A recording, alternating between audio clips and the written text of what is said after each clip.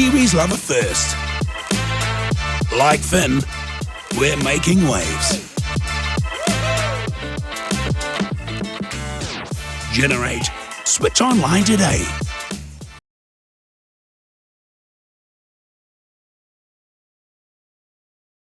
Tony Astle, welcome to my podcast. Hey, neat to be here. It's great to have you here. Let Them Eat Tripe, the story of Antoines. This is your book. How was it? Was it a cathartic experience? Did it feel like toe curling at times? Well, it took nearly 10 years actually when we first started it, and Geraldine Johns, who's the co-writer and the ghostwriter, she and I were.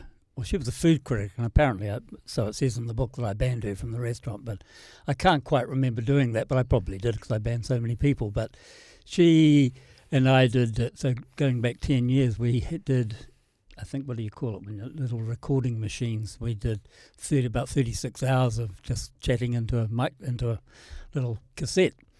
And then we did that for quite a while, but then we sort of broke away from it, and she wasn't well, so we suddenly stopped. And then, probably about 18 months or 2 years ago, I rang her and said, "Do you think we should start this again?" And she said, "Well, I've lost all the tapes." But when she moved house, she found this box of all the tapes. So, because I thought, I'm not going through all that crap again. So anyway, she found them all, and we started seeing each other once a week, and then it became every second day, and she used to come to the restaurant and just record, and then we just really got into it in the last year, and it was supposed to be a recipe book. There's not one damn recipe in it, which is quite interesting, but a couple of recipes for disaster. Yeah, well, I think a few of those. Yeah, you're right. But anyway, suddenly we got it done, and of course, when I saw it in print, I thought, good God, I mean, I'm sick of looking at my face on there now, but I quite like the cover with the knife. It sort of makes it interesting, but anyway, it just happened that people say, have you read it? I said, only about 30 times, but you forget what you've actually done, and then suddenly when you read it, you think, oh God, did I really do that? And it's quite interesting, but I'm very happy with it. I think it's done quite well, and it seems to be doing quite well, so... Yeah, so for anyone that doesn't know, Antoine's an incredibly popular fine dining restaurant establishment in the Auckland suburb of Parnell, which you started at the age of 22, which is crazy young, and you only shut the doors recently, so it was open for half a century. I'm not sure if I think I may have gone there, but I'm not entirely sure. But I've loved reading about you, and apparently your temper. You did mention before there's a big long band list. You were very trigger happy with the bands. But you and I have, before doing this podcast, you arrived early, we sat down, we were yarning away for 15 or 20 minutes.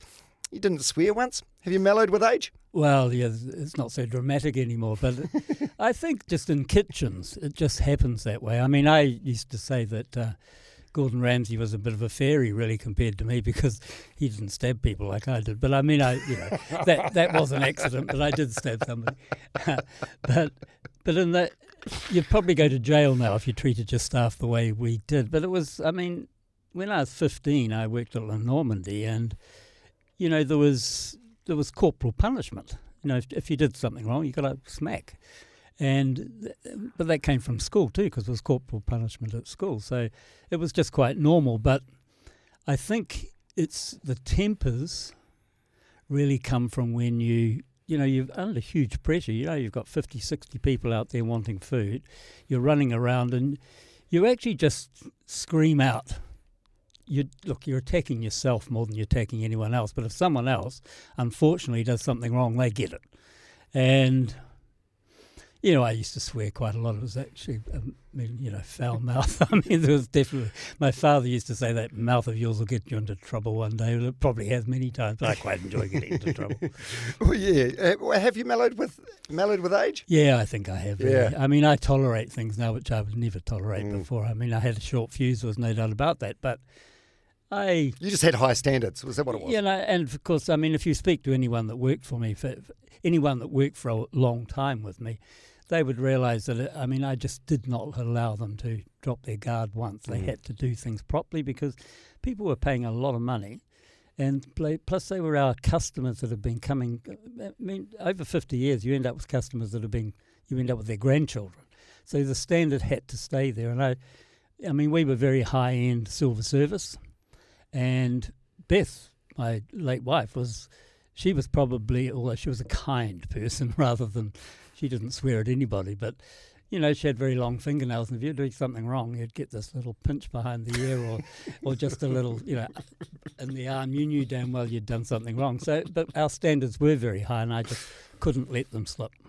Yeah, the way you ran your business over the years, you couldn't get away with that now. There'd be employment lawyers on the doorstep. You'd need to undergo sensitivity training, whatever that is. Like the PC training, that wouldn't work with me at all, I might tell you. But and health and safety and things. I mean, I had an. You can't throw meat at people anymore, can you? Oh well, I quite like that.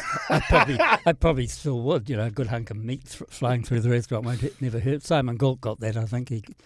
Although I think he probably exaggerated that one, but never mind. But, you know, I remember once there was this boy, and I've actually felt terrible for it for the last 40 years, but he was just not doing the job. And I was so angry, you know, I'm chopping away there, and I just had this huge parsley knife, and I just said, oh, for fuck's sake, and just threw it on the floor and didn't even realise it went straight through his foot.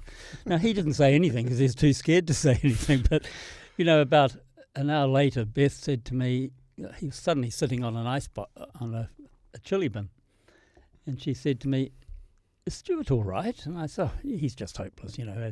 So you're not allowed to call people hopeless anymore either. But anyway, about half an hour later, I looked at him. I thought, actually, he's not all right. Something wrong with him. He's very pale. Anyway, under his shoe, and there was blood just pumping out everywhere. So of course, I just rang an ambulance and sent him on his way. I mean, didn't go with him. Just anyway, roll on 20 years, and the doorbell rang at Antoine's, and I opened the door, and there was this big boy and two very large boys standing beside him, and I said, "Oh, Stewart." He said, "Chef."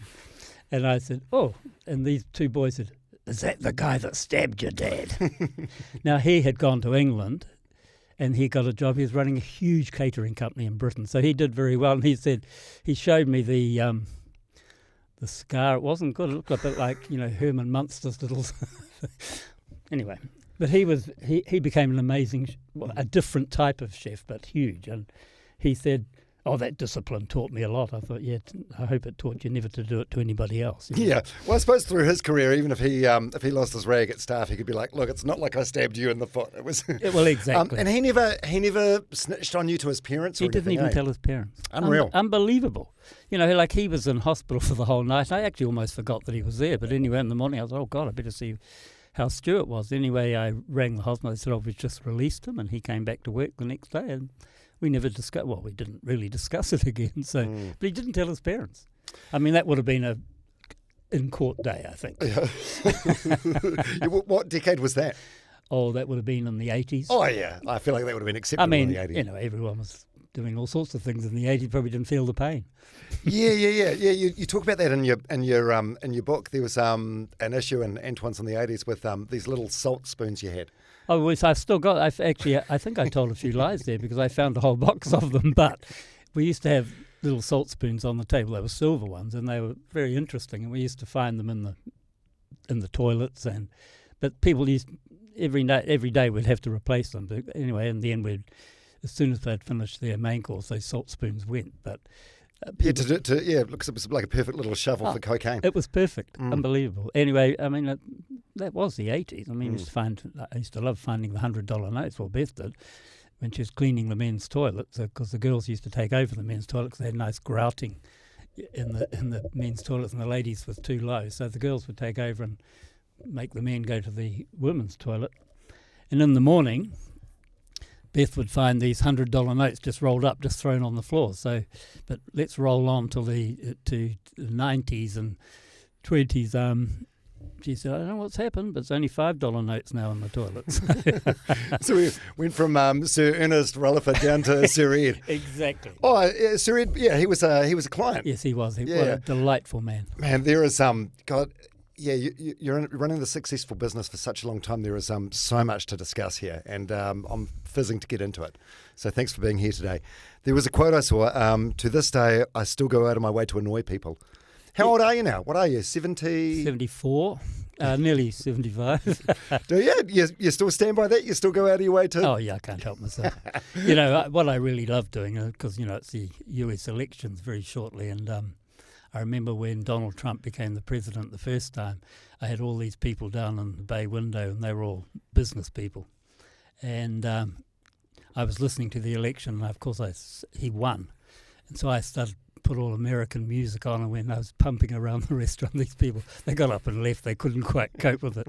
But anyway, now if I go out to dinner parties, and I don't really want to be there, I just bring up Donald Trump, and everyone, you go home quickly. It's quite good, really. So yes, I still enjoy it. Yeah.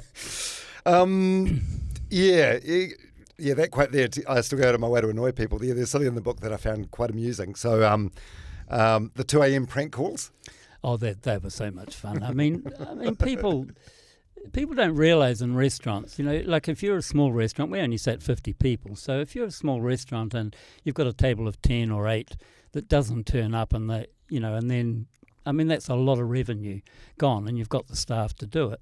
And that happened quite a lot. So, but people just didn't arrive. So, of course, I would, after work, you'd have a few drinks.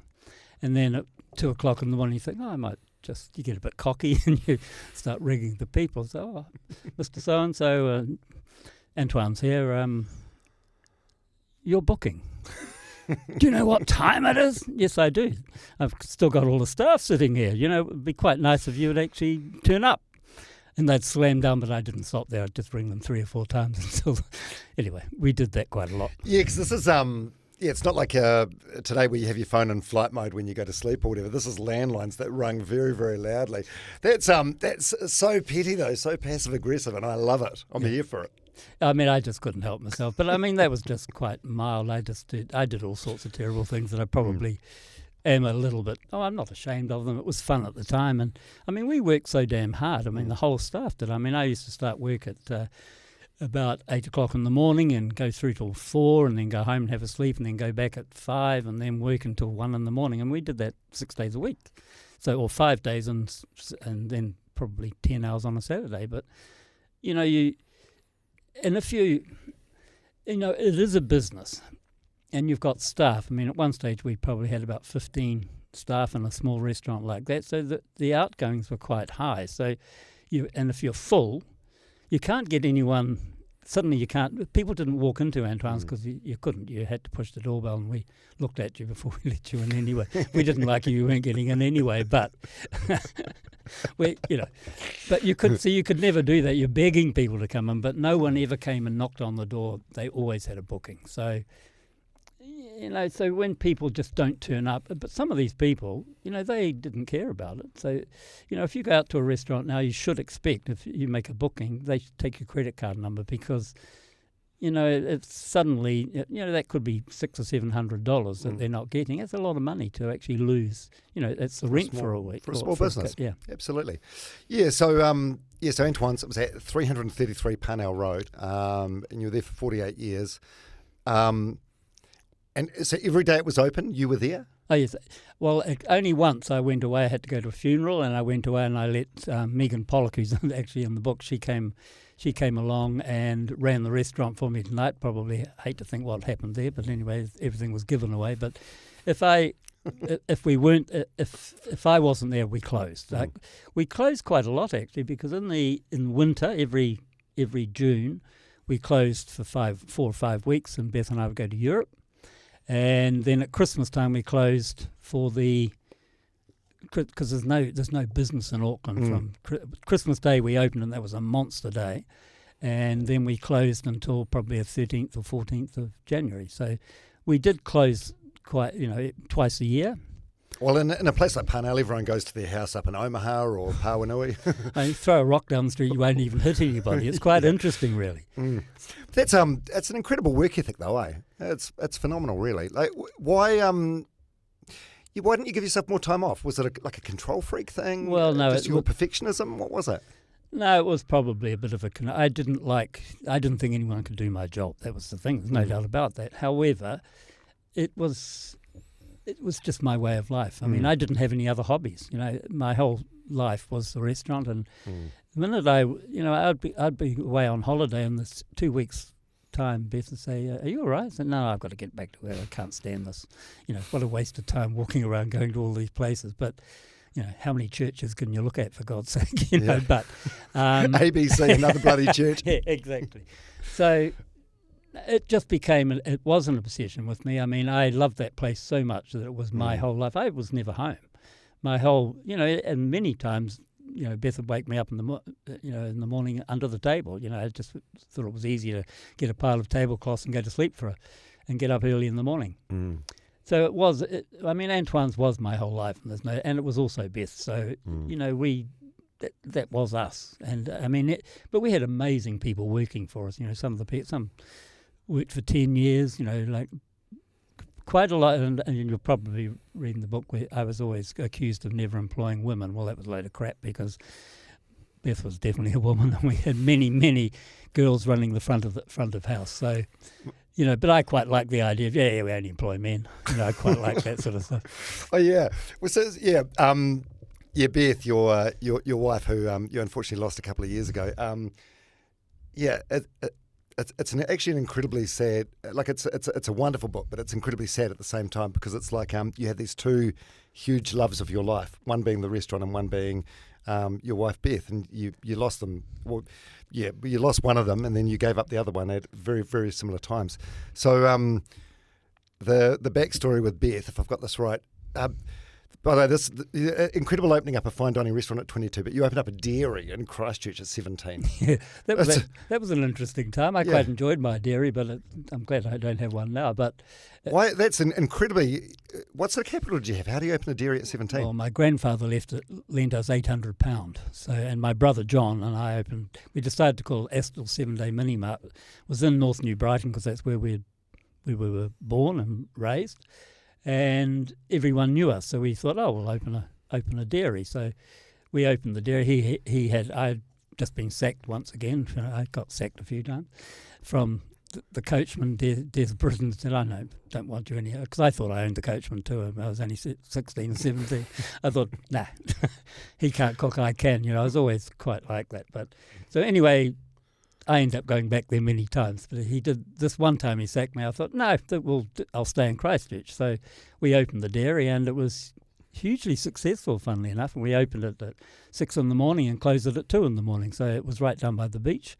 So it had very interesting trading hours, and we sold some very interesting things, I might tell you. Yeah, you sold like individual condoms. Was that illegal at the time? Oh no, well it wasn't, because you were not allowed to sell anything after 5 o'clock that other shops like chemist shops, grocery shops. So you had to have blinds that you pulled down over the stuff. Well, of course, we didn't do it. Well, we pulled the blinds down, but we sold every damn thing that was under them. But there was the beach, and all the surfies were very good customers. They came in for their alcoholic milkshakes and their ice creams on the way down for their bonking down at the beach, I would imagine. So we thought we'd do the right thing, because my sister happened to be a surfie, and we thought, well, we're not getting her pregnant. So the local hamburger bar, he closed at 9 o'clock, so he used to sell us a box of condoms, and people would come in on the way to the beach, so they'd buy 3 or 4 and off they go. It was and we charged a lot for them. There was quite a good profit in them, I might say. But we kept the population down, I think. Yeah. So this is where you met Beth. So similar age, and she came in to make ice creams? Yeah, well, my brother, his wife, and Beth worked in the same hairdressing salon, and Beth was the senior, and so Lee had married John, was engaged to John at a very young age, and of course I had another job. I had other jobs in Christchurch.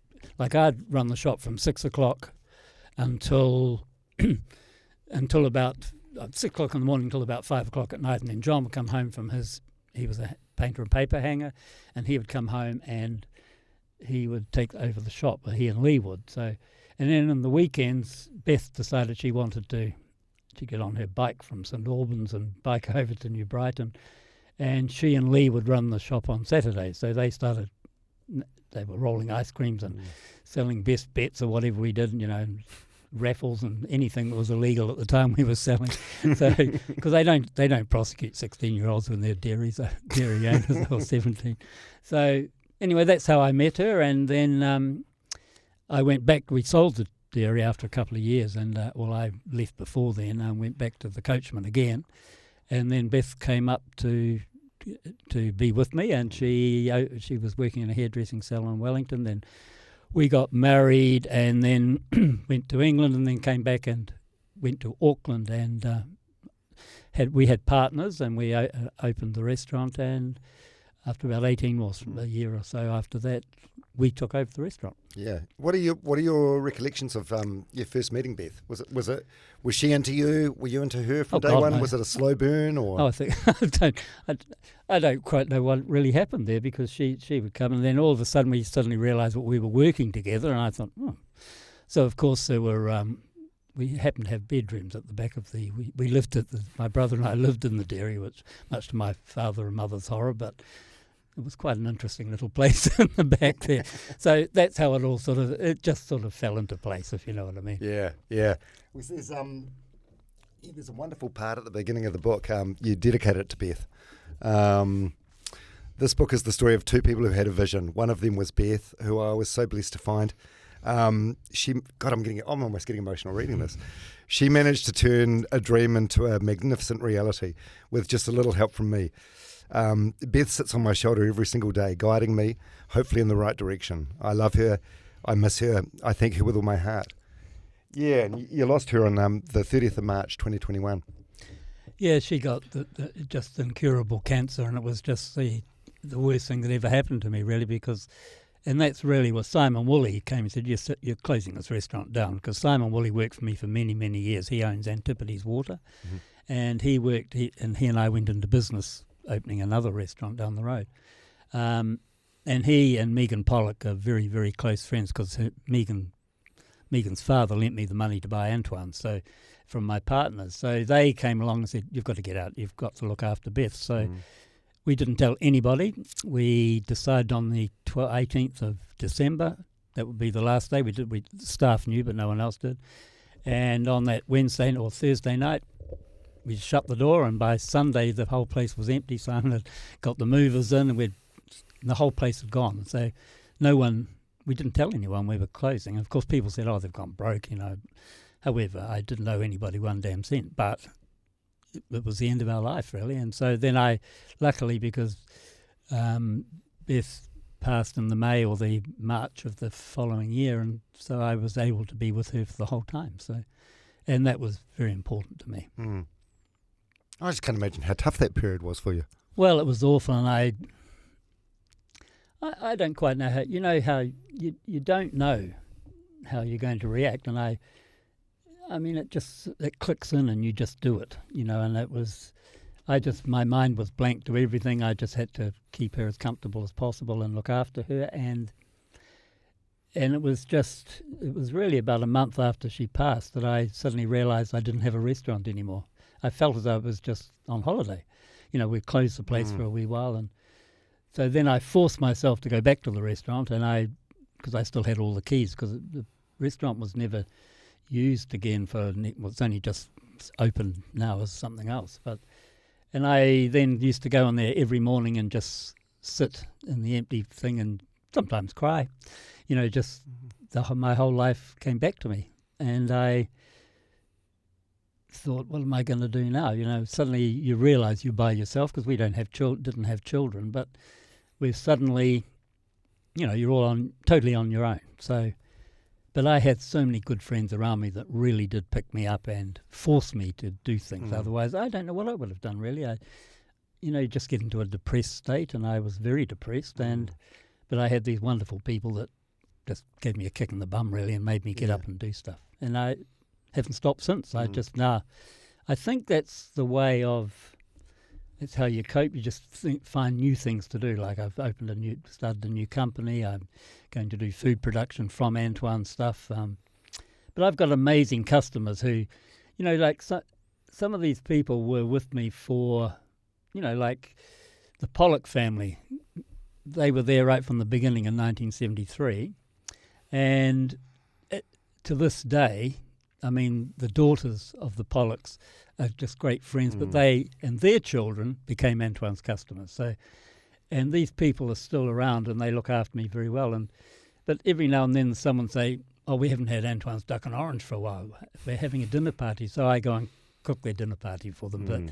And I get so many people wanting me to do it. I try not to do too much, but there's certain people that I just love dearly, and I will, they've just been so good. I mean, over COVID, there was a couple of people that we were very lucky because we had 3 separate rooms in the restaurant. And so we could separate people, you didn't have to all be together. And over the COVID time, I mean, these people couldn't go to Europe, which they normally do over winter.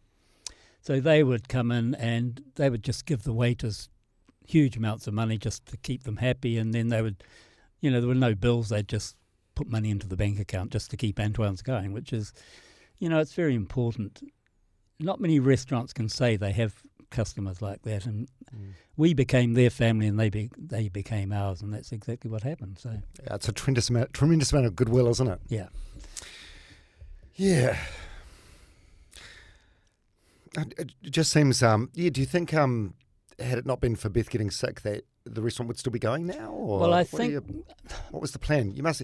I feel reading the book last night, I just felt an incredible amount of sadness because it's like, you had these fantastic years ahead of you. You guys love travelling and you put like 5 weeks aside in the middle of each year, shut the restaurant down and travelled, and you went on these wonderful adventures together. And yeah, this should be like the decade that you get to do more of that together. Well, I actually, quite frankly, I thought I wouldn't actually, the lifestyle we were having in the early days, I was surprised I got past 50, quite frankly. Like, Beth was actually the good person, and she, I was actually the bad boy. How does that work? Yeah, you loved your diaries. I didn't start smoking till I was 38. I wouldn't even employ anyone that smoked, but then Beth went away. She went away to England with her mother for 3 weeks. 2 months later, she hadn't come back. I have a funny feeling she may have left me. I'm not quite sure. We didn't ever discuss it. But anyway, so in the end I said, and while she was away, I was really bad. So, of course, I suddenly thought, well, you better come home. So I said, well, no more credit. So no more credit card use. So she did come home. And it was the funniest thing is I was out at the airport to pick her up. And there I was, and I'd never smoked. She smoked. Early days, and I refused to buy her cigarettes. And I would, she never smoked in front of me, or she'd go outside or whatever. And there she came through the airport, and me standing there with a cigarette. I've never seen a look on anyone's face ever again. I thought, oops. But anyway, so that was our little separation for a couple of months. But it's the only time we were actually ever separated. But and I don't think it was a separation. It was just I think she'd had enough and wanted to go away. But so she came back and, I don't know, the restaurant just kept going and going. But when we finally did, probably, look, we may have only stayed another couple of years because we really did want to go travelling again. And we just loved travelling so much. And we've got so many good friends overseas that we like to travel and see and go around with. But... So I think probably COVID was very kind to us because, we closed the restaurant and, I think if we had have kept going, it would have been a nightmare because the restaurants are really struggling at the moment and, and the country's financially not great. So I think probably it all worked out for the best, but the only thing that didn't work out for the best that we couldn't travel together, and that's an end of our life, really.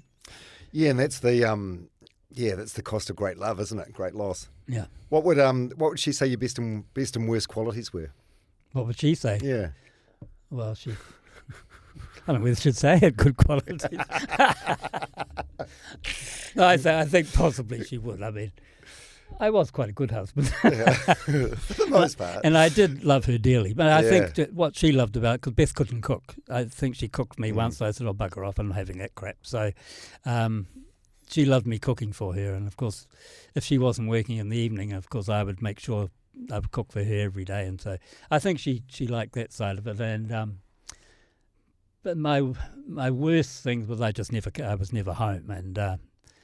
And the interesting thing is that we didn't fight, But I've got a very terrible habit of, if I decide I want to have a fight, I just don't talk to you.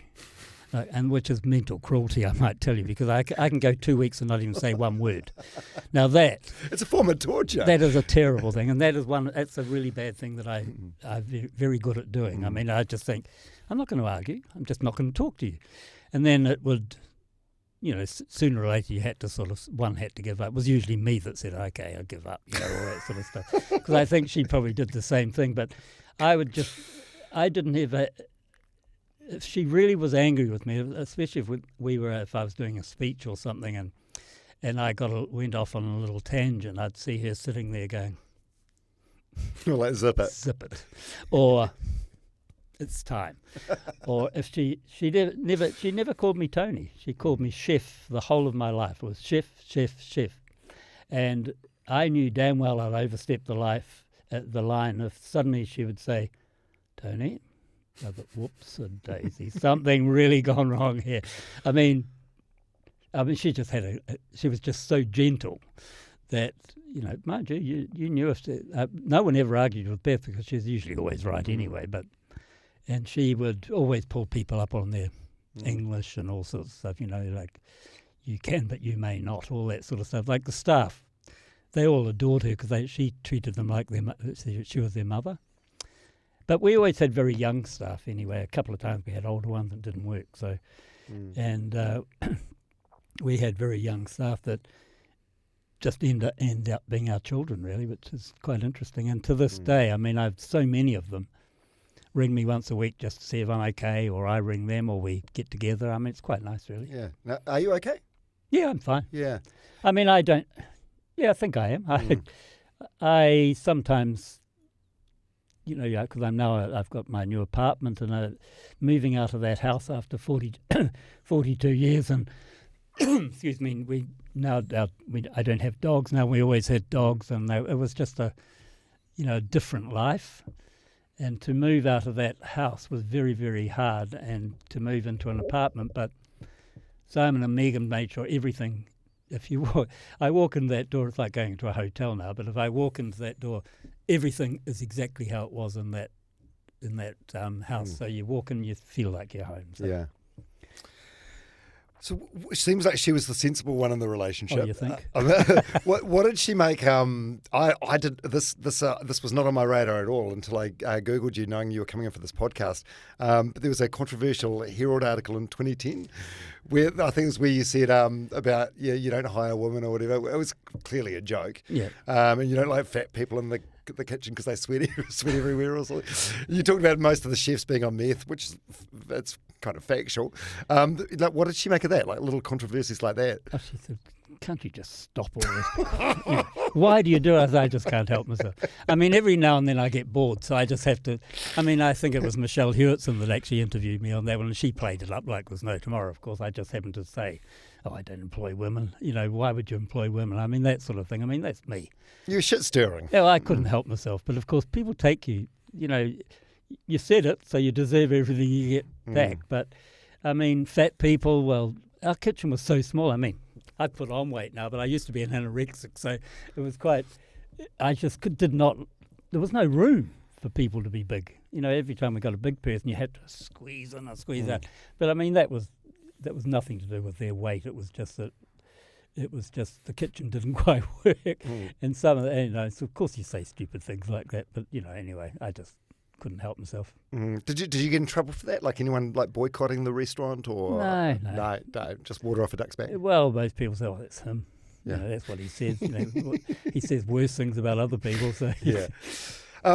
So Antoine, opened in 1973. Rent was $22 a week. What was it? You never owned the property, eh? No, we tried so hard to buy the property, and in fact, at one stage, Gordon Pollock, who lent me the money to buy the business, he said, "Let's buy the building." So I said, "No, okay, let's try." So we offered the landlord a certain amount of money, and we didn't hear for about 3 months. We thought, "Oh God, we've got this building."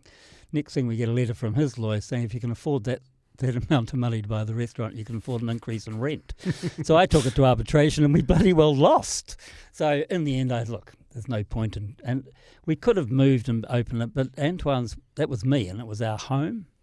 And it was a beautiful little restaurant. It was secluded. No one knew it was there. It was quite, you had to know it was there. And we had so many good people that I just didn't want to go and open a new business anyway, and it would have been too hard. But in the end, it was, we didn't own it at all, and which is, mind you, even now you wouldn't get a huge amount of money because the maintenance on that building was huge because it's over 100 years old. And I mean, it was a piece of old crap, really, when I think about it. What was so from $22 a week in the 70s? What was the last? $1,500 a week. Oh, mind you, our main courses in 1973 were $4.95, and when we closed, they were $59.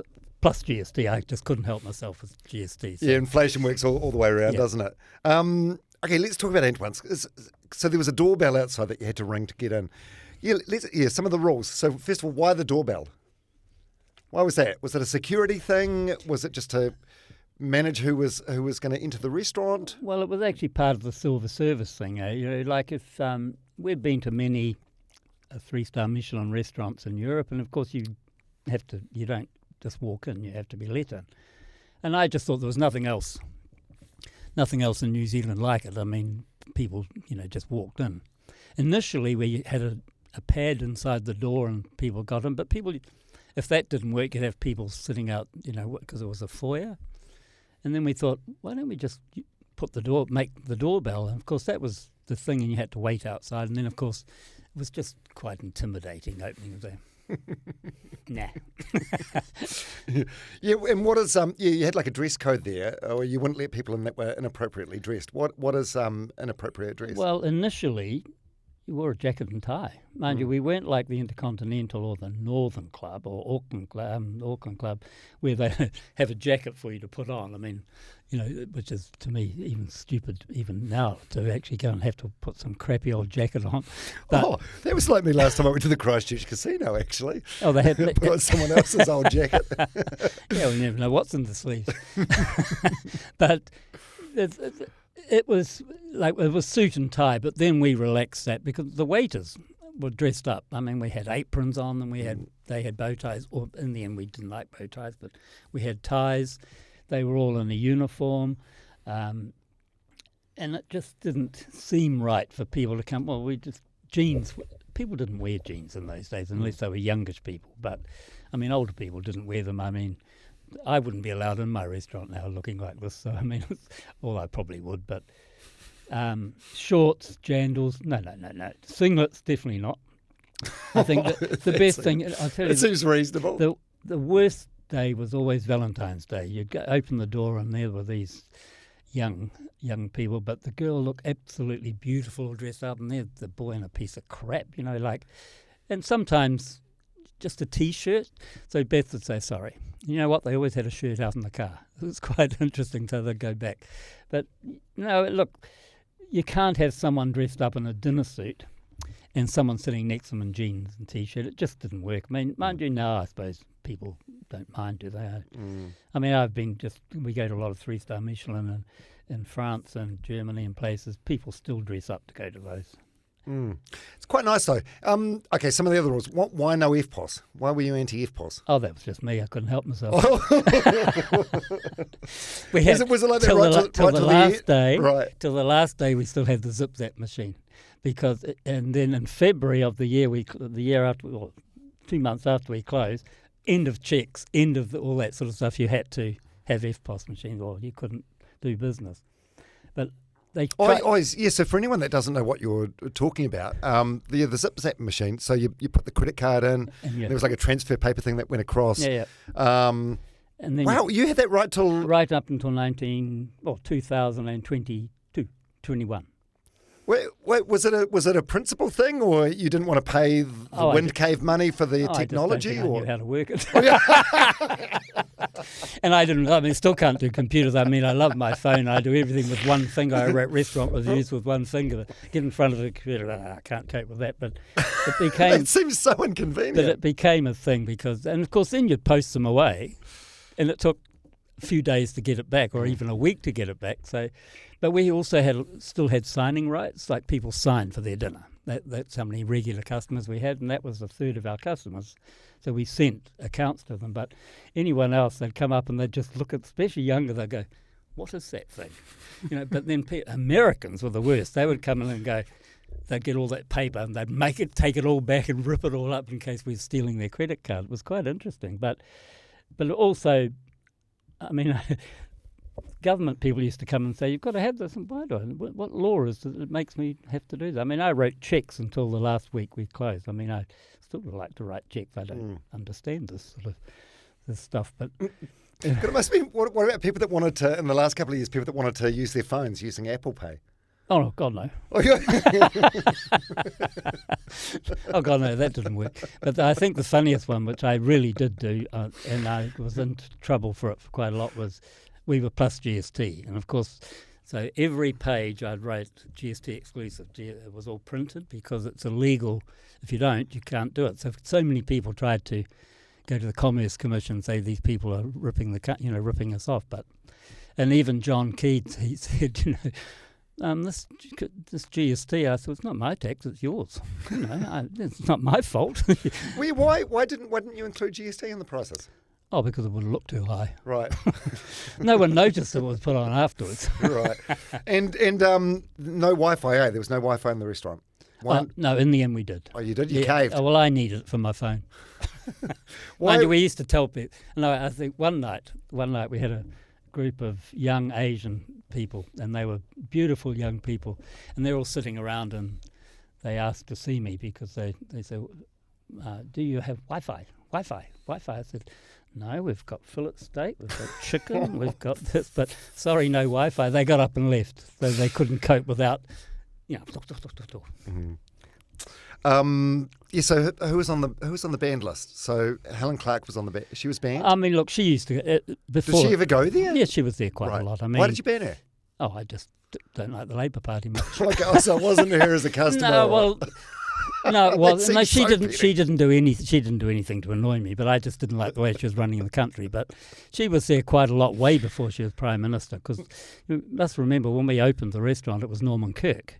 So the Labour Party have been part of Antoines for quite some time, and I can assure you the McGuigan, or whenever that was, and Tizard and all those people, they knew how to spend the country's money coming into Antoines because they had been out of government for so long. Suddenly they were little candy shop, wasn't it? So anyway, so Helen did used to come, and Roger Douglas was a huge customer, but at least he went to the right side in the end. But apart from so you had this big list, but some of these people didn't necessarily even know they were banned. No, well, I don't think Helen probably did. But, and she probably wouldn't want to go there anyway because she wouldn't like she wouldn't like my politics at all. But because I'm quite verbose about them, I mean, even the National Party think I'm too far Genghis Khan for them. Then I said, they're not right enough for you anymore. No, God, no. I said to David Seymour, when you get up to 20%, you'll need some new MPs. He said, even we're not ready for you.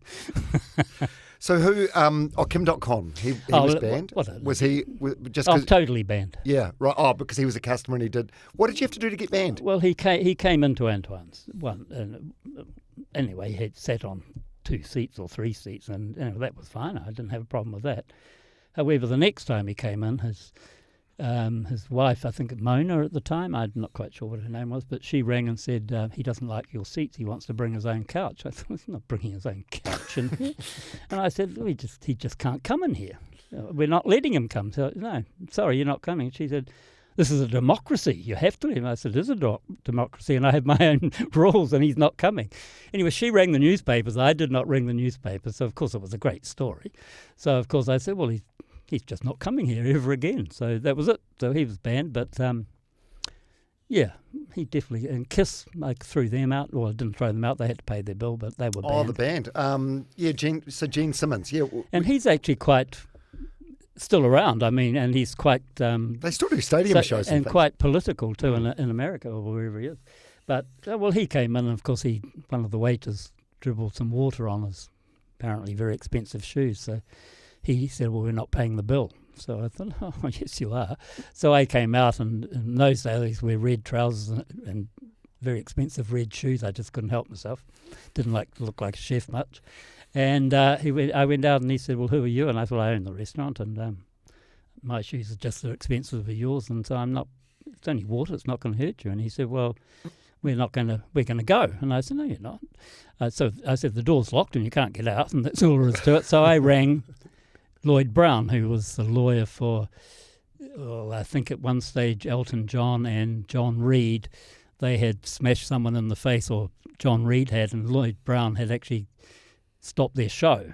So I said, well, Lloyd, could you talk to these people? So he spoke to them, or to the manager, whoever it was, and said, the police will be coming and you will be arrested, so you won't be able to do the show for the next 2 days. So they paid and went, so it wasn't... Anyway, so we won that one.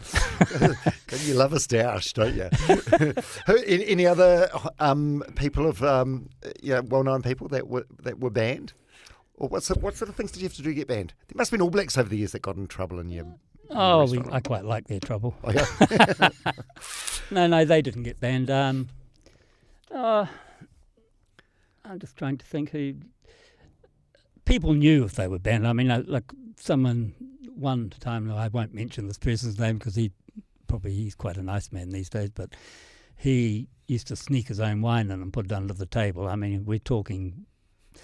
wine worth about $15,000 or $20,000, and of course, we sold wine at that price, and he decided we're a rip-off. He could bring his own. And I thought, whatever. But he used to sneak it in. He'd buy a bottle cheaper, and then of course start pouring his own. So Beth went down to the table and said, "I'm sorry, you can't do that." He said, and anyway, he called her a scrubber or something, and she came and told me. So I went down and said, so I picked up the wine, just poured it into the ice. It was hugely expensive. I just poured it all into the ice bucket and said, out, and never come back. Well, about 15 years later, a very good customer came in for lunch and said, "I'm bringing so-and-so." I said, "No, you're not. He's not coming here. He's got to apologise." How many years later? 15, 20? Probably 15 years. Nothing wrong with He the didn't order, come in at that time. Oh, well, I knew him. I knew his brother and all these people. They were great customers, but he was never allowed in again. So anyway, so he was at the door, and I said to the other person, "Well, you can't come in either. Or you can have lunch by yourself," but he's not coming in. So anyway, the next day he rang and he asked if Beth could be there, and he came and apologised. So he's allowed back. But that was 15 years. Who is it? I can't like a politician? The next book. Oh my God, that's an amazing story. A very well-known New Zealander. But it's amazing that you banned someone for 20 years for a BYO crime. And it was pretty stupid, though, because he's spending a lot of money in the restaurant. I used to cut my nose to spite my face. There was another one that they had a bottle of a Kim, and he's one of my best friends now, and he bought a bottle of a Kim that probably about $3,000 or $4,000 a bottle in those days, and he was with some wine merchants and people, and they weren't the importers, so of course I knew they were going to say, "Oh, this is no good," or whatever.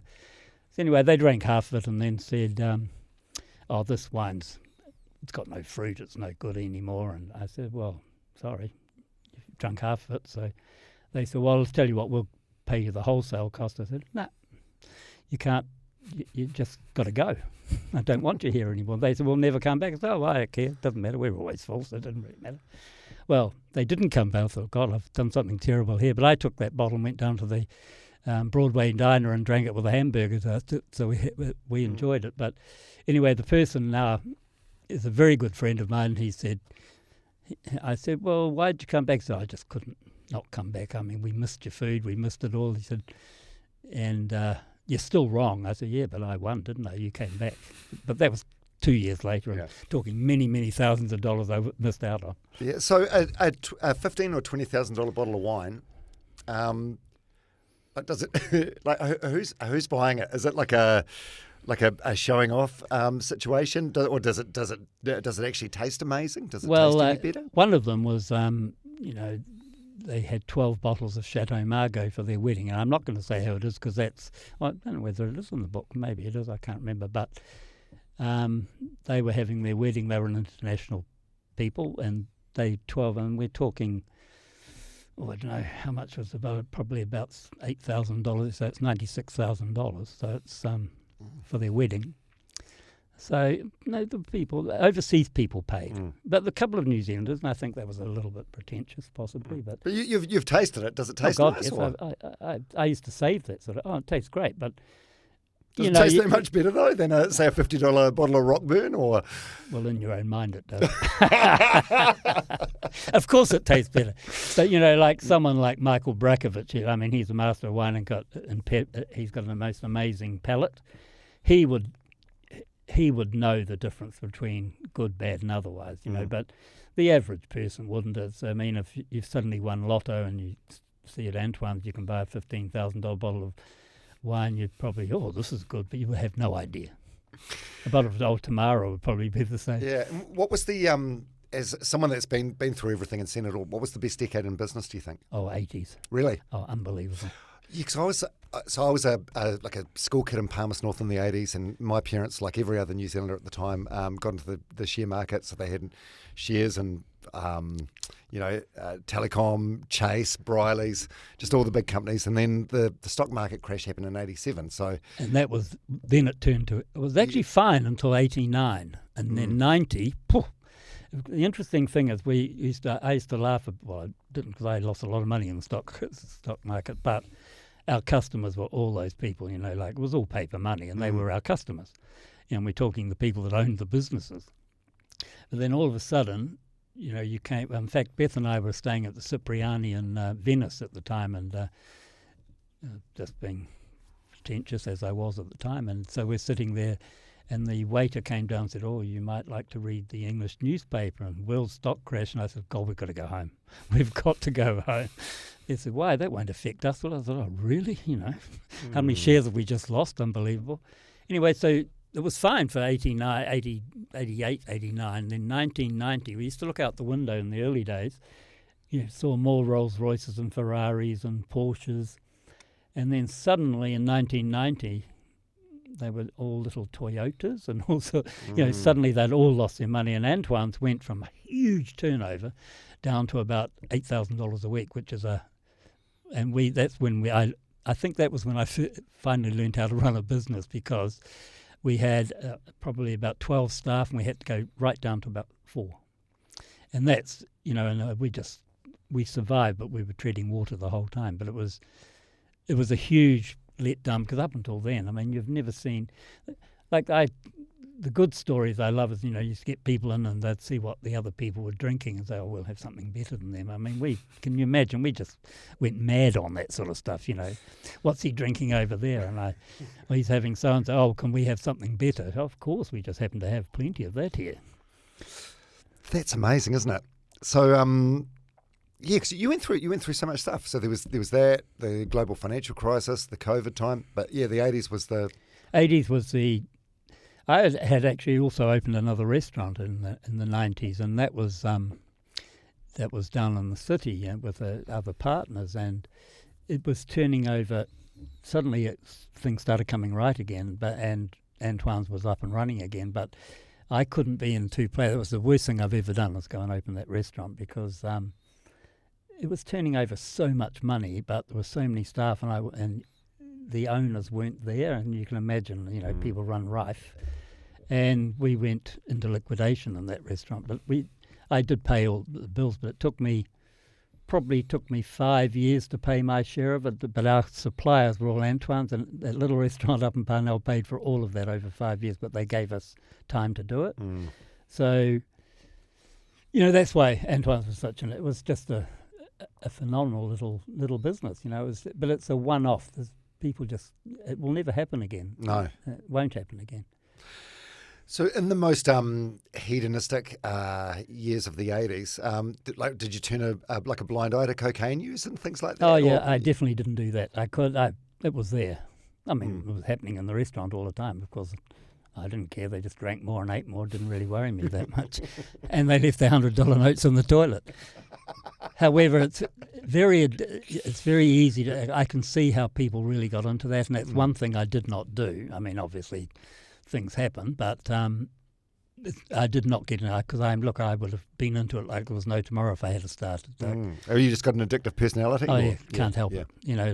I do love drinking, but I have managed to haven't put my hand up yet and say, hi, my name's Tony, but so many of my staff have, and friends have, and so I'm very lucky in that aspect, I think. Let's talk about some of the celebrity clientele. So I mentioned before Sir Edmund Hillary, was he did he come in occasionally? No, did he you meet him wasn't at things, he or? wasn't a regular, but he lived in Remuera. Yeah. And he and June used to come in because she was Mrs. Mulgrew too beforehand. She was a wonderful customer, but they would just come in for family dinners and. But not hugely, but every now and then someone would bring him in as a celebrity, and he was just such a down-to-earth, lovely man. And we had so many of those people, but his wife was June. I think she's just passed recently. She was unbelievable, and she and Beth got on like a house on fire. Rod Stewart? Oh, I loved Rod. And Rachel, of course, they were in the early days. They used to, Yeah, and in the book you call her like the ice cream girl or something. Well, I know she was on the trumpet. all I can remember her licking ice creams. So did you meet him through various decades, like in the 70s, 80s, 90s? Like Elton John was a very early customer, and of course he then brought Rod Stewart in. But then when Rod married Rachel, they came to New Zealand more, and they were very good customers. I mean, I think Rachel, her sister and her mother used to come on. So it was a family sort of thing. But afterwards, I think it was quite funny because, I mean, Rachel was quite amazing. And then when Penny Lancaster, let's roll on a few more years, when Penny Lancaster came, of course, Rod went up to about her armpit and he came to the door and he pretended he'd never been there. It was very interesting. Do you think maybe he just didn't remember? Like if you're going to a couple of hundred restaurants a year, maybe you just don't. Yeah, but I think he came in there so often. I mean, we got up to a bit of mischief, with him and I think it was Rod Stewart, Elton John and George Benson on one night. I mean, that was... So he knew that. But anyway, look, maybe he's old. Maybe he just forgot.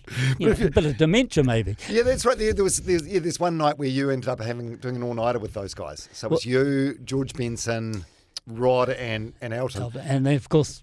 If you're doing enough mischief, maybe it's possible you don't remember the next day. Yeah, maybe. But it was 6 a.m, and of course Beth arrived she vacuumed and did all the silver and cleaned everything. She set up the whole restaurant every morning. So...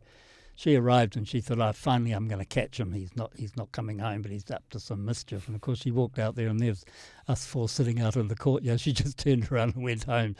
But Cliff Richard he was in town at the same time and they were trying to ring him. They called him the Bionic Christian, of course, so he didn't want to be anywhere near them. But the next day, and of course Beth was so in love with Cliff Richard, she thought he was amazing, and she'd been to his concert that night. And so the next day, the doorbell rang, and there was Cliff Richard. So she was a pig in the proverbial, I might say. But those, I mean, they used to come and look. They were coming after their shows, and of course I'd just get rid of the customers. And if anyone thought I'd just get the fire hose out and just wash them all down outside, tell them to go away. But what do you mean you get rid of the customers? So say they're coming in after a show. So say 11 o'clock at night. So you got the tail end of diners. We just made sure that the people that were there wouldn't be, not... Because I never allowed people to have photographs taken with these people. So, and they could come in and they were... Just not be bothered. And so many... That's why people came, because they could come in and no one would ever dare go and ask them for a... they just went... They just didn't. But sometimes people would hear, who's up at Antoines. So I had this huge fire hose, so of course they used to... If they were out there perving and through the fence, I'd just go out and wash them all down. They all went. So it was, like media, like paparazzi and stuff. Oh yeah, you wouldn't have been allowed. I would have. I would have given you a good drink of water. Elton. So you almost had like a bromance with him, like a friendship. So you met him when he was heterosexual. Yeah, well, apparently, when he married. After he was. When he married Renata, actually, he had a second wedding at Antoine's after he'd had the one in Australia. But he came in there way before that with Hudson and Halls. They were I think everyone knows who Hudson and Halls were. They were the TV cooks in New Zealand. And they're gay chefs. Yeah. I remember them briefly as a kid, and this was when homosexuality was still God, illegal. This is hilarious because they used to, anyway. They knew Elton from England because they'd been in England, and so he used to stay with them round in Brighton Road, where they had a house, and then they would come in for dinner, and so they introduced Elton to Antoine's, and then he started coming back every time he came to New Zealand. That was the first place he came to. So he was there so much. In fact, but he also. some interesting things. I mean, I think in the book Alan Carr's mentioned and a couple of one of our waiters went off to America, and then he was shipped off to England to Elton, and then they dumped him in Venezuela. I mean, but Elton was just such a neat person. Was he? Yeah, I mean, but he Like came. in what way? Just fun to be around. Well, he to, was just. You had him in his party years though, eh? Like he's. He was. He's so. I mean, I reckon now he would say, "Oh, I don't remember Antoine's." You know, he doesn't want to know now that he's married to David. Of course, he would say, "Oh no, that never happened," all that sort of stuff. But I mean, he was in party mode in those days. I mean, like they all were, and they used to all come to Antoine's, and it was just their place. Mm. I mean, Like a safe space. Phil Collins was actually probably he was the kindest, nicest person that ever came there, and he, you know, they just wanted to be by themselves. They didn't want people around them, you know, because every time they go out, they're just swamped with people. Mm. I mean, and that was the other thing. You had to ring the doorbell to get in. So you just couldn't just walk in if you saw people there. So and we had 3 rooms. We could hide them. You know, like Kath Tizard. Dear old Kath, she was a great Antoine's person. When she was Governor General, she used to ring me and say, "Chef, can I come in?" Because she would just get the driver and she would walk up the alleyway and go and sit by herself and have lunch, just to be away from people. You know, it was just that sort of place. Mm. Yeah, geez, if those walls could talk, eh? Yeah, I should have actually. I saw something once, you know, had microphones under the table. I could have been very wealthy. What about dismissive celebrities? Any celebrities that came in and you were instructed not to interact with them at all, or they didn't want anything to do with the staff? No. Or what about anyone that was just sort of underwhelming, like they were famous but they just sort of lacked charisma? Or No. Anyway, most people we knew they were coming. And they knew where they were going. But, I mean, we weren't that sort of restaurant. I mean, can't think of anyone apart from Kiss that I just thought were awful. Didn't like their music either, so it didn't really matter. But I think... I'll tell you who... I want to keep calling him Steve Austin, you know, the Bionic Man. He came in, and he was with, as they all do, with this very young... They're now new young people. And...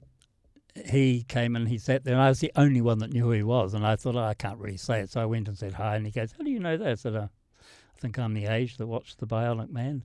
But the staff said, "Who the hell's that? I've never seen anything like that." But I sat with him and just talked to him. But he was just so pleased that someone recognised him. It's quite interesting, you know, because the kids wouldn't. I mean, he's old. Yeah. And Freddie Mercury? Oh, now he was a dream. Was it? Why so? Oh, he was just so much fun. And once again, of course, I think he quite liked the waiters. Because we had very good-looking waiters in this. Yeah. Yeah, but he was just an easy person to serve. I mean, once again, you know, they change when they come into that situation. They're not on stage. Mm. Oh, what about Did you ever know Polkinghorn? Was he a customer? Yeah. Yeah. Apparently, he's banned from places now.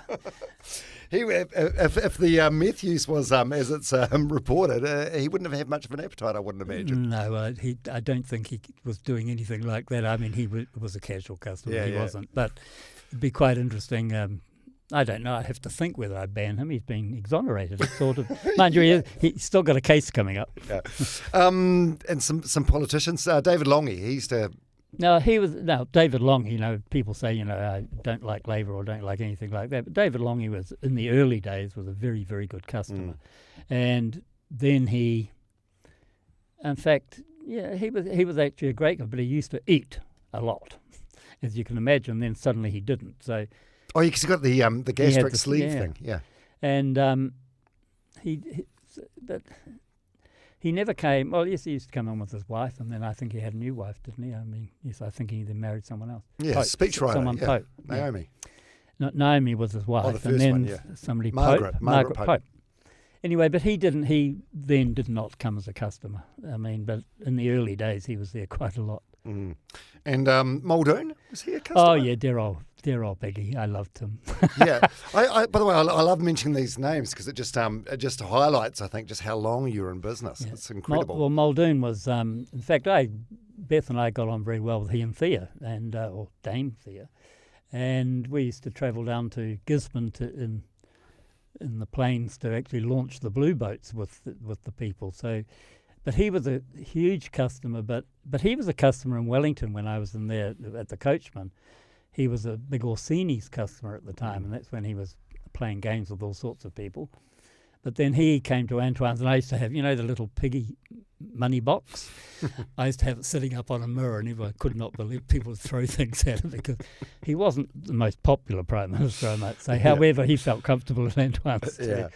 What about Winston? Do you know Winston Peters? Was he a customer? Yeah, in the very early days. I mean, everyone was in love with Winston. That's when he was married to, I've forgotten, I think, his first marriage. And he was at Antoine's a lot, and everyone was in love with him. Everyone thought he was going to be the biggest Prime Minister we've ever seen in our life. And so and we're talking right at the beginning. So, and then right up until he sided with Labour, he was also a customer. Or did you ban him? I think it could have been next, especially when he went with the other side. I mean, really, I couldn't. He didn't come back then, so I don't think I would have let him in anyway. I reckon you talk a big game. I reckon, I don't know. I feel like you would have let a lot of these people in. I feel a lot of it's tongue in cheek. I mean, it is. I mean, look, I liked it when they thought they'd been banned because then but it wasn't me. It was actually the media that does all this. There's nothing to do with me. People just knew they weren't welcome. Yeah. I mean, I was standing in that chef's bar and there was all the people. I mean, I'd just go. They knew damn well I didn't want them anywhere near me. But I mean, they were all customers. But towards the end, you let anyone in because you want the money. But I think, no, I don't know who I would ban now. I mean, really, it was just fun. Yeah. That's the impression I get. It's kind of like shtick in a way. Yeah. Well, what about Luxon? Is he Luxon? Yes, I do. Yeah. God, he wouldn't be a great customer. He doesn't drink any alcohol, does he? So like Mr. Trump came once to Antoine's because, when he was trying to buy the casino, the railway station, he was out here, and of course he didn't get it. But he came into the restaurant and he didn't drink. I said, oh, God, I can't have him. He's not going to make any money. He drinks Coca-Cola, for God's sake. He's never drunk in his life, I believe. No, he doesn't. I think I saw an interview with him. His brother was an alcoholic. Yeah, totally. A really bad one. Yeah. He's got a bad diet. What did Trump have? Well, I can't remember what he ate, but he likes drinking Coca-Cola and eating pies. Cheeseburgers and fries. Really. Well, he couldn't have got that at Antoine's, but he, I would never ban him, of course, because he's so controversial. I love people like that. But Christopher Luxon, he's a good man. I had him at home for dinner. It was someone paid $20,000 to have dinner at my house was Christopher Luxon. And I said, well, looks like you're coming to my house for dinner, whether he wanted to or not. He had to put his hand up. I mean, $20,000 is a lot of money. And we had him home for dinner, and the mayor of Auckland was also the person that paid the $20,000 was allowed to invite a couple of people. And I thought, this will be interesting. Anyway, it was a great night. And Christopher Luxon doesn't drink, so he doesn't drink alcohol, but he does like eating, which is good. And anyway, he's a nice man. I wouldn't ban him. But my favourite, of course, is Erica Stanford. Now, she is the best. Who's that? Erica Stanford. She's the Minister of Immigration and Education. Now, she is a star. Is she? Why? Oh, she's just so bright and so out there. And she lives and breathes politics. She will be the Prime Minister one day. You wait and see. A couple of other bits and pieces. So in 2012, you were you made on the Queen's birthday honours list. Right, yeah, for the ONZM. Yeah, that's it. What are your recollections of that time? Well, it was incredibly humbling. Yeah, it was actually, but it's because a little old cook from North New Brighton coming to Auckland and then getting an ONZM, which is a very high honour, and for cooking, which was I got a lot of criticism for accepting that because all sorts of reasons. Why would they give it to you? I mean, there's always people that hate you for doing things, but that was great for the industry, and it was Jerry. I call him Jerry. Jerry was a good customer. The Governor General. Yeah, and it was actually neat having him give it to me, so that was fantastic. anyway, it was a great honour, and I'm very proud to get that, and it was very humbling. I thought, look, maybe I should pull my head in a bit. That's what Beth said. Beth said, do you think it's now time you might be nice to people? I said, yeah, whatever. Yeah, it's in reflection with what's happened since then, in particular with Beth, like it must mean even more now that, she was around and she was healthy to, to see this accolade. Yep. Yeah, and we've got some good. I'm at a lot with AUT now, and I'm an honorary mentor there, and I do all sorts of things with the kids, and we raise money for the AUT now, and I just love going there with all those kids because they are the future, and we've really got to get that up and running again, because we need people in the industry, because the hospitality industry it's in free fall at the moment, and it really does need a big boost. So we've got to get into schools and get parents, because hospitality's had a very bad rap for bad wages, it's not a great industry to be in, but it's been changed so much now. You don't have to do 20 hours a day. You can do a normal day's work now. And if you're, I just love doing. I was just so lucky that I had, 65 years of doing a job I absolutely loved. It must be nothing worse than doing a job you hate and going to work every day hating it. Where I didn't ever have that feeling. I just loved every minute of it. Yeah, as I said earlier, it's like one of your two big loves in life. Yeah. Yeah. There's one thing you talk about in the book, and the eating disorder during your 30s. Why did you decide to include that in the book? Was that one of those things that you had an internal battle with, whether you're going to share that or not, or was that the eating? The eating disorder. Yeah. So during your 30s, So it sounds like it was a very odd eating disorder. You just eat raw meat, chew it up, and then chew bacon, chew raw steak. I never chewed raw chicken. I couldn't quite bring myself to do that. I would cook it and then chew it, but just spit it out. So I just lived on the juices of those meats. So it's like a diet you created for yourself, almost like the vampire diet. Well, it was something like, no, it wasn't like that. It was actually, I had read anorexia was huge at the time. And I had read how someone was so, it had become a disease, and they used to tape up their doorways so the calories couldn't get through to them. And I thought that couldn't happen. So I decided I'd see whether it does happen. So I just stopped eating, didn't drink alcohol for a long, long time, and then just drank water and chewed raw meat and things, and I lost so much weight. I got down to probably 50 kilos or something. I was like a toothpick. But I looked in the mirror every day and thought I was fat. And Beth just one day, she said to me, I got out of bed and she's off, for God's sake. And I said, what? She said, those Belson people and all that, you just look like that. All you could see was my bones and ribs, and I had thought I was fat. So I'd actually totally gone Lulu. I was going to Helen's to buy kids' clothes because I just thought I was fat all the time. So it was it started off me just seeing whether it could happen, but it became an obsession, and I was just talked out of it by everybody, and as you can see, I'm definitely not anorexic now. It was but I'd say you're svelte now. Like you're in good shape, but you obviously maybe still have some sort of like body issue images. Like you, yeah, totally. Why didn't you get any counselling? Is it just you were in your 30s at the time, so this was like, 40 years ago. I suppose this was in the 80s. Was it just not a thing? Well, you just didn't talk about things, and you definitely didn't talk to people about it. I mean, look, everyone talks about things like that now. You've got to talk to people, but I didn't. I just became obsessed with the whole thing, but even now, I mean, I think probably I really do think I've got to start. Maybe I should go running, do you think? But I said I wasn't going to say that. But I don't know. Sometimes I wonder if I'm running away from something. You can overanalyze everything, can't you? But it was just, I just still think, I mean, I'm pretty vain. I mean, I like to look good. I like to dress, buy good clothes and stuff.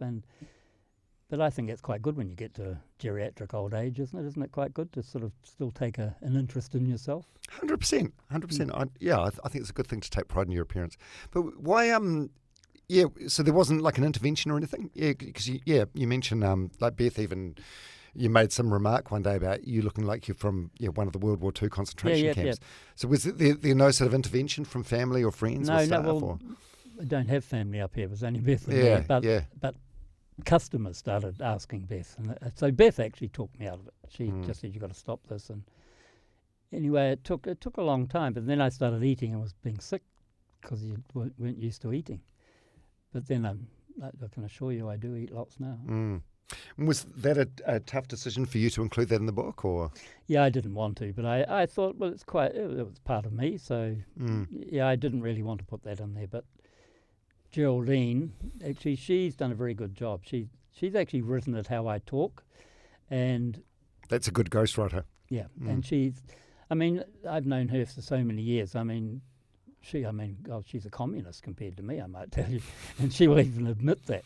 And she said, I just can't believe that I'm writing this book for someone that I loathe everything he thinks in politics. But we became very good friends, and she became part of me, and she did a good job of that. I'm very happy for what she's done. Well, I think that's a healthy relationship if you can have different, strongly different political views with someone, but still, find some common ground, or even have a healthy debate about politics. But I feel like that's lost a lot. Like there's a lot of people that say, well, if we're not on the same page politically, then we just cannot. Oh, it's quite amazing. I mean, the divide's huge. I've got a couple of people that we just do not discuss politics, as we punch each other in the face. I mean, it's that where I find it quite funny, really, but I must admit I am probably a little bit weird when it comes to my political views. And how are you at the moment? Are you good? Are you in a good place? Yeah. I must admit I get very lonely sometimes. You especially if you're by yourself and there's no one around. I find when I fly back from Europe by myself, you've got a lot of time to think. And then you think, oh, really? But then I just get into work again and just get it, because I just have to do work. I mean, I don't think I'm a good person just to sit around doing nothing. And I really do. I mean, I'm just so excited about all this food production and stuff we can do, because that means I go to work every day again, all that sort of stuff. So I think I probably do need that. Because as I said, I don't have a lot of hobbies. I love collecting wine and doing stuff like that, but that's not constructive.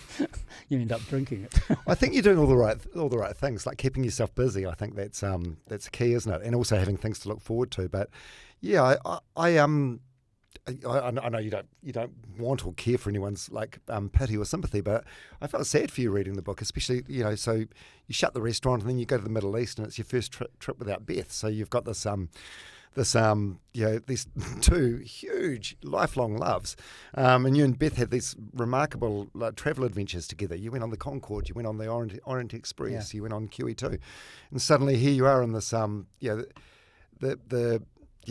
what should be the best and most enjoyable decade of your life, in your 70s, and you've done all this hard work and you've got enough money to do these things, and suddenly you have to do it on your own, and it sucks. And that's a hard one, but I have I've got Beth and I travelled with a couple anyway, and we've done forever, and I still travel with them, so I wouldn't do it by myself. I just would find that too. I've got to be with people, because I mean, after Beth passed, these people took me to all the places that Beth and I used to go to, like the to Venice, to all the great restaurants and great hotels that we always wanted to be at. They took me on without me knowing. They took me on to all those places, which was quite hard because Beth wasn't there and we were staying in the same places. But I think that was good therapy. It was actually made me realise you are by yourself now, but they were great memories. And that was a very hard 8 weeks, I think it was. But since then, we go away now and we just go to different places, and it's just a different thing. But it's still by yourself, and it's very hard to. I just can't get my head around being with someone else, if you know what I mean, because it's just, which I suppose one day it might, but I quite like my own company. That's great. That's a really great thing. Yeah, I was going to ask that, but I wasn't sure if it was an inappropriate question or not. But about finding love again, because it's I'm probably projecting here, but if I was in your position, maybe I'd feel a little bit of guilt or whatever, even though you shouldn't. Well, I would. Yeah, but it's what Beth would probably want, wouldn't she? I think she'd want me to go out and do something else, or get someone else. But it's still only it's only still short time, and she's still with me. And I mean, I've tried to take photos, not have so many photos, but I can't. They've got to be there because she. And every time I do something, I think maybe I should not be doing. It's, okay. I'm getting it in the air again. So I mean, and as long as that happens, I'm not going to go with anyone else anyway. So, but I mean, see, well, to me that says you're not ready to. Like she's still holding such a big space in in your heart. Well, I'm decorating the apartment at the moment, and she thinks, what? And I go and get this. Why'd you buy that? That's not right, And I'm thinking. So I just talked to her. I said, well, excuse me, that's what's going up, and that's all there is to it. But do you? You actually talk to her? Yeah. And I know that's probably a bit weird, but I do. I know. I mean, I sometimes sit there and I'm trying to do something, or I've got to go and do a speech or something, and I ask her, what do you reckon? And then I sort of know she's saying, don't talk crap. It's not true, don't tell it, or something. So, so I think it probably is still too raw. I mean, obviously she's not there, but when you've been with someone since you're in your late teens or whatever it was, and you're with them for 50 years, and you're in the process of growing old with them, like what her answer is going to be to totally any situation. How long? But thanks for being so open about this today. I'm sure it's not. How long was it that you could talk about this stuff without getting emotional? I'm getting emotional just hearing this stuff. Sometimes someone asked me something the other day, and I just had to walk away because it just every now and then it's like a wind. It comes to you, and you think, oh God, I can't do this.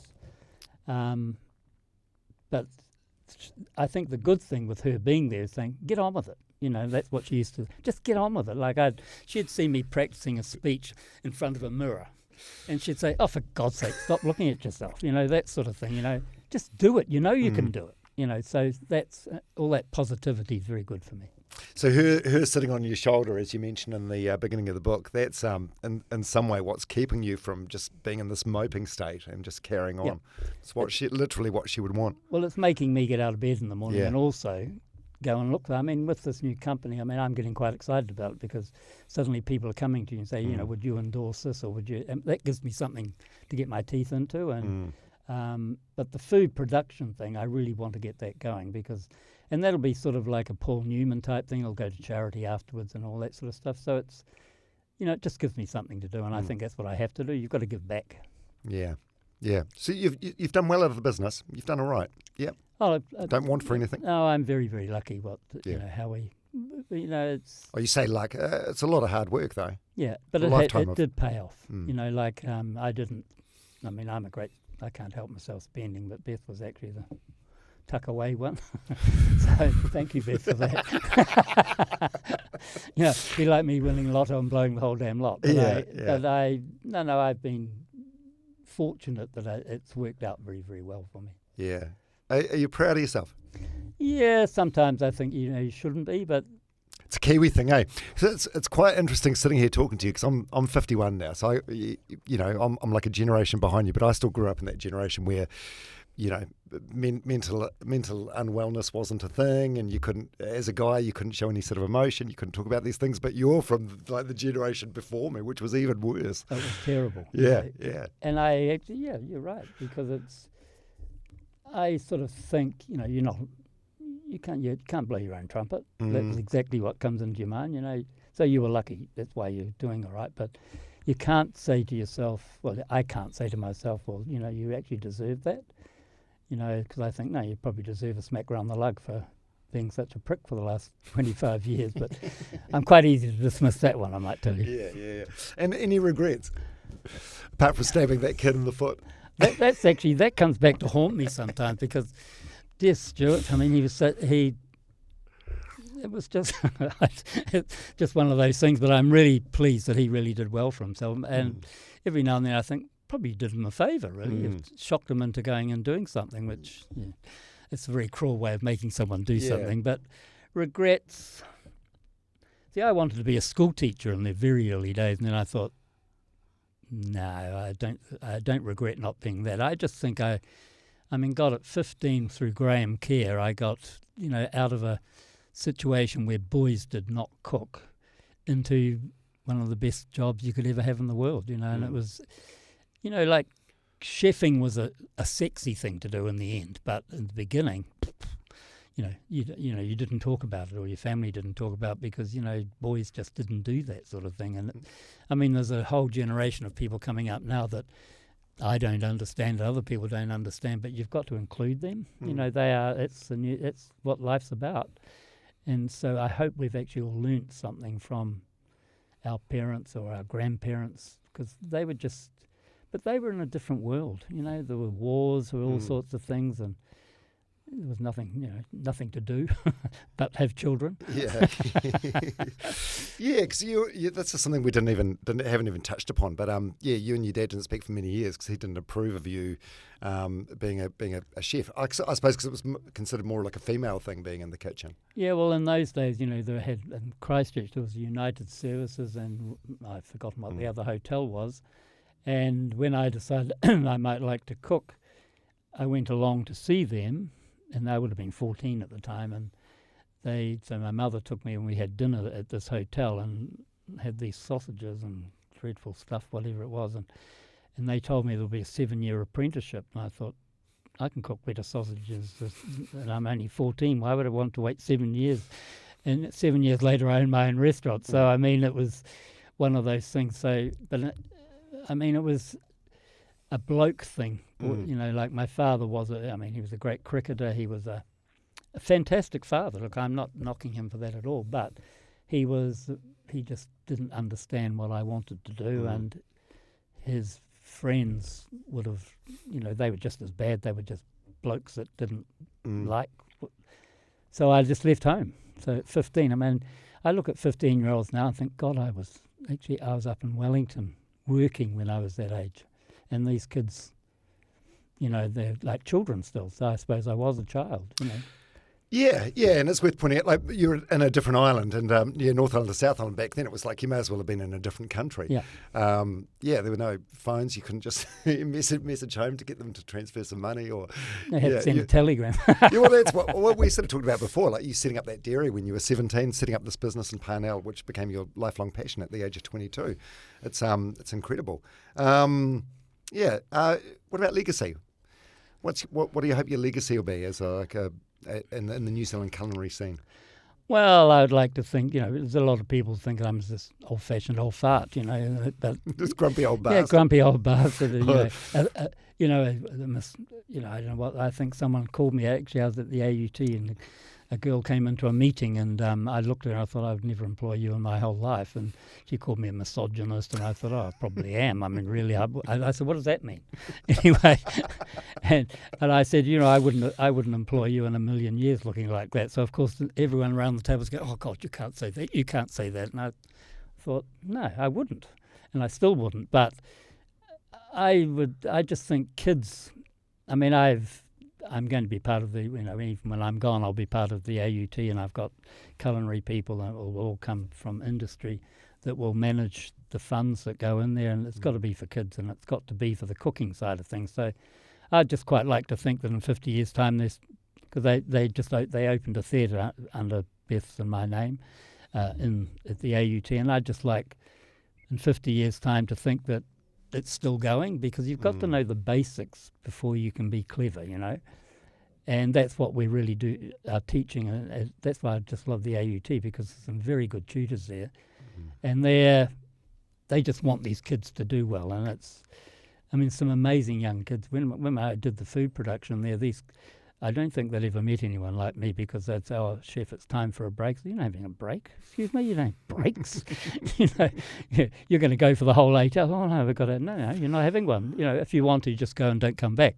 But you know what? They were amazing. They just wanted to do it. And they were so excited, and without bashing them up.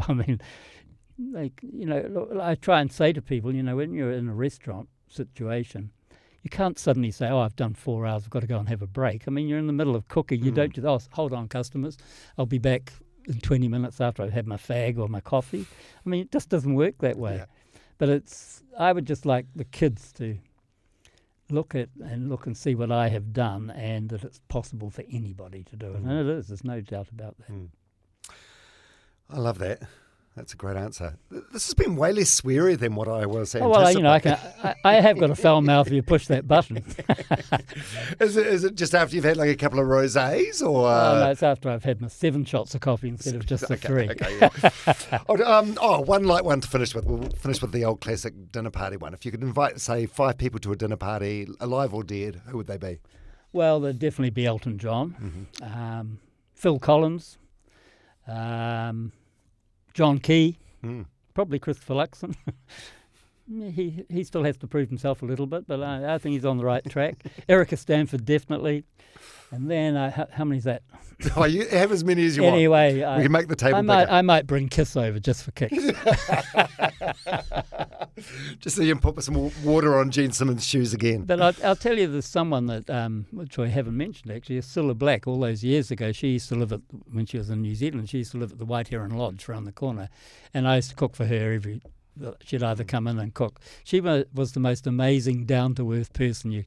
I think she influenced me quite a lot because she's just a nobody that did it fantastically. I mean, you couldn't understand a word she was saying when she was talking, but, my family probably came from the same area as her. So, she was just an amazing person that, just wanted to talk to you. And, so I'd have to invite her. And definitely invite Donald Trump. He would have to be at my dinner party because, we could get rid of the people early. Just no red caps. Oh, I quite like red. I see you've got a bit of red there. Red. No, but I mean, would you let him through the door with a cap on? Oh, totally. But I know he had to take his hat off once he got in. But I'd like everyone to see him walking up with the hat on. You got to have standards. Someone just came back from America, and they said, "I'm sorry, it's such a silly little present, but it's a block of chocolates with Donald Trump." He said, "I just bought it for your lolly jar just to piss everybody off." It's the best chocolate. People tell me it's the best chocolate. I quite like watching comedians do impressions of him. It's very easy to impersonate. He's the easiest person in the whole world. China. Yeah. I just love all that stuff. Yeah. So when my friend said to me, "It's the best chocolate I've ever had," I don't know. You do as well. Be careful. It's the hands. Hey, Tony Astle, thank you so much for your time today, mate. I've really enjoyed it. And congratulations on an epic career and life and business. Hey, thank you for having me. Yeah. Let's hope it keeps going on, huh? Oh, 100%. I'm sure it will. Cheers, mate. Great. Ta.